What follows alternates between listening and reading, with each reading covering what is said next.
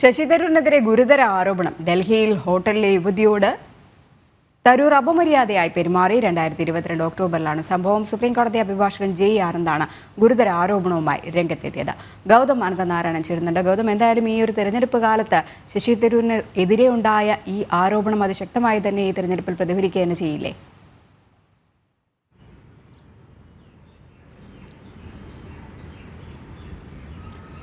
രജനി, ലോക്സഭാ തെരഞ്ഞെടുപ്പിന് കേരളത്തിലെ രണ്ടാം ഘട്ട തെരഞ്ഞെടുപ്പിലാണ് നമുക്കറിയാം തിരുവനന്തപുരം ഉൾപ്പെടെ കേരളത്തിലെ 20 മണ്ഡലങ്ങളിൽ പോളിംഗ്.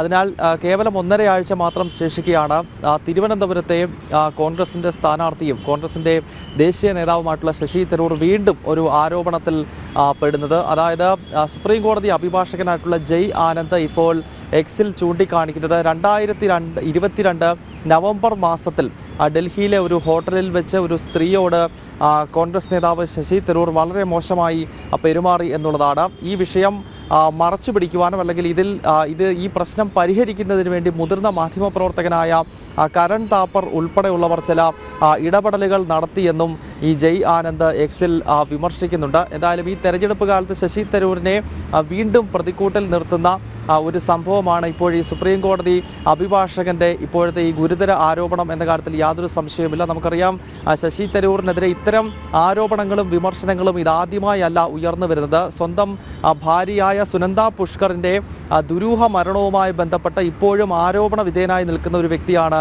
ശശി തരൂർ എന്ന കാര്യം നമുക്ക് മറക്കാൻ കഴിയില്ല. 2014 ജനുവരി മാസം 19-ാം തീയതിയാണ് ഡൽഹിയിലെ ഒരു സ്വകാര്യ ഹോട്ടൽ മുറിയിൽ സുനന്ദ പുഷ്കറിൻ്റെ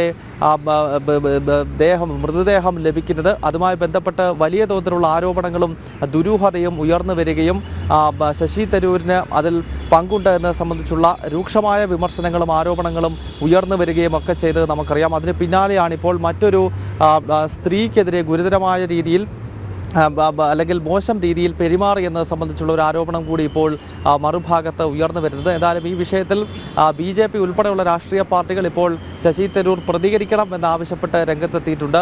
ഒപ്പം കരൺ താപ്പറും ഈ വിഷയത്തിൽ പ്രതികരിക്കണമെന്നാണ് BJP ആവശ്യപ്പെടുന്നത്. കാരണം ഈ കരൺ താപ്പർ നമുക്കറിയാം പല രാജ്യവിരുദ്ധ സ്വഭാവമുള്ള ശക്തികളുമായി എല്ലാ കാലഘട്ടങ്ങളിലും ബന്ധം പുലർത്തുന്ന ഒരു മാധ്യമ പ്രവർത്തകനാണ്. രാജ്യവിരുദ്ധ സ്വഭാവം പല കാലഘട്ടങ്ങളിൽ ഇയാൾ വെച്ച് പുലർത്തിയിരുന്നു എന്നത് ഒരു വസ്തുതയാണ്. അങ്ങനെയുള്ള മാധ്യമ പ്രവർത്തകനാണ് ഇപ്പോൾ ഈ ശശി തരൂരിനെതിരെ ഉയർന്നു വന്ന ആരോപണം അതൊരു വാർത്തയായി മാറാതിരിക്കുവാനും അല്ലെങ്കിൽ അത് കോൺഗ്രസിനെ ക്ഷയിപ്പിക്കുന്ന രീതിയിൽ ഒരു വലിയ വാർത്താ പ്രാധാന്യമുള്ള വിഷയമായി മാറാതിരിക്കുവാനും ശ്രമം നടത്തിയെന്നാണ് സുപ്രീം കോടതി അഭിഭാഷകൻ ഇപ്പോൾ ആരോപിക്കുന്നത്. എന്തായാലും തെരഞ്ഞെടുപ്പ് അടുത്തിരിക്കെ തിരുവനന്തപുരത്ത് സ്ഥാനാർത്ഥിയായിട്ടുള്ള സിറ്റിംഗ് MP ആയിട്ടുള്ള ഒപ്പം കോൺഗ്രസിൻ്റെ ദേശീയ അധ്യക്ഷ സ്ഥാനത്തേക്ക് മത്സരിച്ച ശശി തരൂരിനെതിരെയാണ് ഇപ്പോൾ ഈ ഗുരുതര ആരോപണവുമായി അഭിഭാഷകൻ രംഗത്തെത്തിയിരിക്കുന്നത്. രജനി, ശരി, ശശി തരൂരിന്റെ ഈ തെരഞ്ഞെടുപ്പിൽ വലിയ തിരിച്ചടി ഉണ്ടാകുന്ന രീതിയിലുള്ള ഒരു ആരോപണം തന്നെയാണ് പുറത്തു വന്നിരിക്കുന്നത്. ഡൽഹിയിലെ ഹോട്ടലിൽ യുവതിയോട് തരൂർ അപമര്യാദയായിട്ട് പെരുമാറി എന്നുള്ള വാർത്തയാണ് പുറത്തു വരുന്നത്. 2022 ഒക്ടോബറിലാണ് സംഭവം ഉണ്ടായത്. സുപ്രീം കോടതി അഭിഭാഷകൻ ജെ ആനന്ദാണ് ഈ ഗുരുതര ആരോപണവുമായി രംഗത്തെത്തിയത്. BJP IT സെൽ അടക്കം പറയുന്നുണ്ട് ഇതിൽ ശശി തരൂർ മറുപടി പറയണം. പക്ഷേ ഇപ്പോഴും കോൺഗ്രസ് ഇതിൽ മൗനം പാലിക്കുക തന്നെയാണ്. ഗൗതം അനന്തനാരായണനാണ് ഡൽഹിയിൽ നിന്നും വിശദാംശങ്ങൾ നൽകിയത്.